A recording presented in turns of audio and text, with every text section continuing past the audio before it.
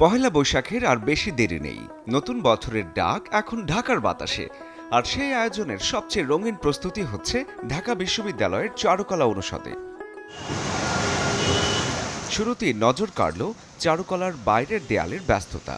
ধোয়া মোছা, রঙের নতুন পরশ, সব মিলিয়ে যেন পুরনোকে বিদায় জানিয়ে নতুনকে স্বাগত জানানোর প্রস্তুতি। এখানে হচ্ছে নতুন রং করা হচ্ছে বা সবার মধ্যে হচ্ছে খুশি খুশি একটা ভাব, যেহেতু হচ্ছে সামনে নতুন বর্ষকে আমরা বরণ করে নিব।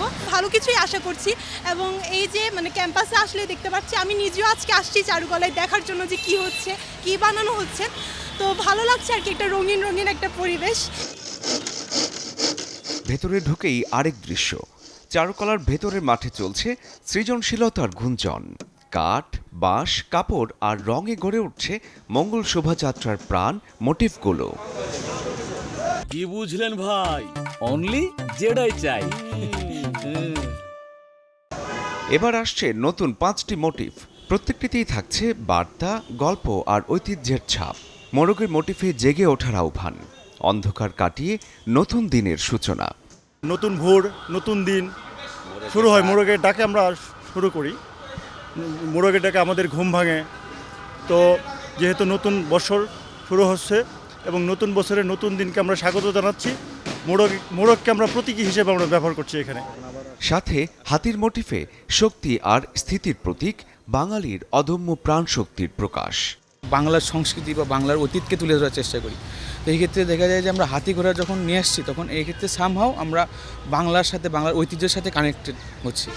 তো এইগুলো আর কি জানানোর জন্য, আমাদের পরবর্তী প্রজন্মকে জানানোর জন্য আমরা এই ফর্মগুলো নিয়ে আসি। বারবার দেখা যায় কিছু চেঞ্জ করে নতুন নতুন ফর্ম আনার চেষ্টা করি।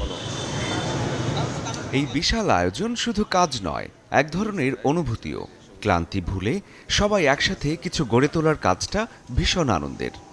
সবাইকে মিলিয়ে জুনিয়রদের একসাথে সিনিয়রদের গাইডেন্সে কাজ করার যে ব্যাপারটা, এটা আসলে অনেক সুন্দর একটা ফিলিংস আমাদের জন্য।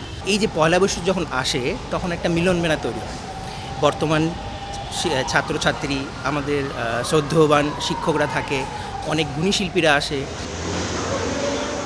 চারুকলার গেট দিয়ে ঢুকে চোখে পড়বে নিপুণ হাতে আঁকা হচ্ছে সরা।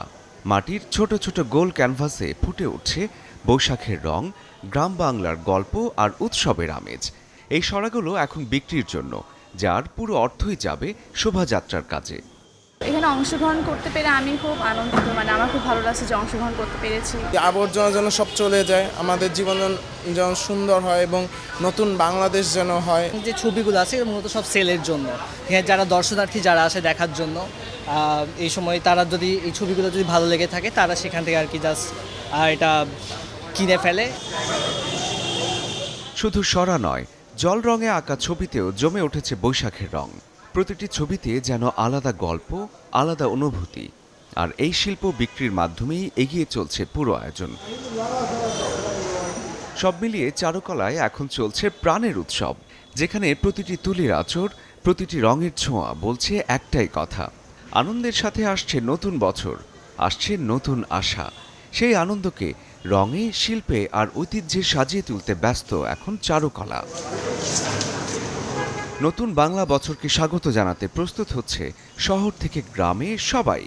আনন্দের সাথে যেখানে সবারই প্রত্যাশা, যুদ্ধের হুঙ্কার নয়। নতুন বছর আসুক শান্তি আর ভালোবাসায়। ভালো থাকুক সবাই। শরীফুল হক, চ্যানেল 24, ঢাকা।